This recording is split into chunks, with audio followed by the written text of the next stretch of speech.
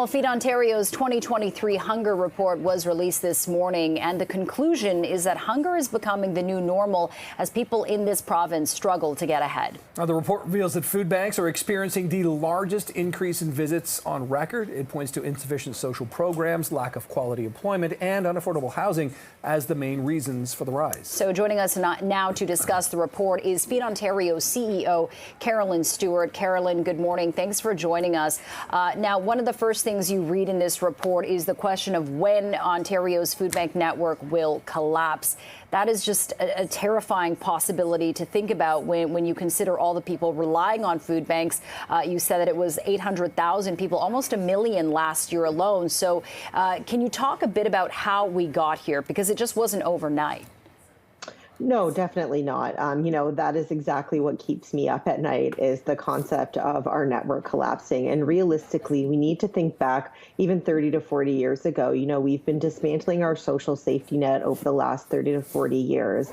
And then that's been coupled with the housing affordability issues that we've seen escalate, and then put on top with a pandemic, the insufficient social assistance programs that we have currently, with them legislating people into poverty, basically, with keeping them 50% below the poverty line, and then put inflation on top of that. It's really created a perfect storm, which is making it so hard for people to make ends meet.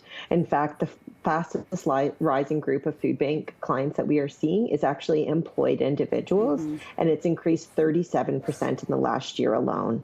Right. I mean, the numbers are staggering, and we've spoken to you and Neil Hetherington from Daily Bread, throughout the year here, just sort of constantly getting these updates of this bad news and the trends going the wrong way, Carolyn. So what's the situation here? Because food banks were supposed to be a temporary fix, but now they've become almost permanent structures here. What are some of the steps necessary to address people's actual reliance on food banks?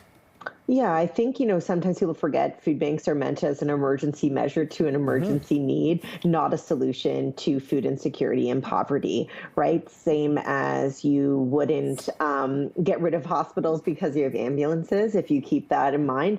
We've made some really key recommendation in this year's hunger report on how we can make change. So they really center on those areas that I talked about: improvements to social assistance programs, making sure the rates that are keeping up with cost of living, that on top of investments in affordable housing and addressing the housing shortages. The Ontario Nonprofit Housing Association has made an incredible costed plan that we support. And finally, really investing in worker supports. So making sure that there's high quality employment here with proper benefits, paid sick days, proper supports, and even looking into improvements into WSIB and EI.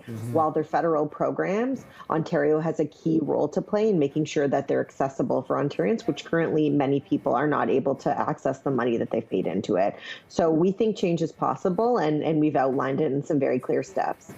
Yeah, and you also talk about, affordable housing being one of the issues. When people are working, it used to be that you had a job, you didn't need to rely on a food bank. That's obviously not the case right now because people are spending a majority of their income on housing, on rent. So when you talk about, these social assistance programs, do you feel like the responsibility is more so on the government? Like, when will this peter out? Because this happened in 2008 during the economic crisis, but that kind of, I don't know if it fixed itself. So what's kind of the solution in this regard? Yeah, so there are some key changes that need to be made to that program.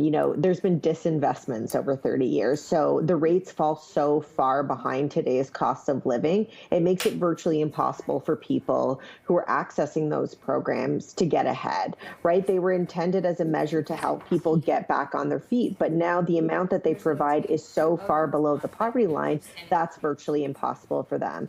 That Ontario Works was meant as a temporary measure for people in between work. Same with the Ontario Disability Support Program for people who may not be able to work due to a disability. And so when those programs have been created, and, they have things like clawbacks on earned income, they have limitations to accessibility to those programs, or people can't access the proper type of employment. It just keeps people in poverty. And that's not what we want. We want people to be contributing members to the economy. We want them to have work. We want them to have quality work, proper housing. And I know all those people do too. You know, they want to be able, they don't want to be on those programs if they don't have to, but the way they're built, they legislate people into poverty. Yeah, okay. Well, listen, Carolyn Stewart, really important numbers to discuss. The disturbing trends continue. She is the CEO of Feed Ontario. Carolyn Stewart, thanks for the time. Appreciate you highlighting the issues once again for us this morning. Thank you. Thank you so much for having me.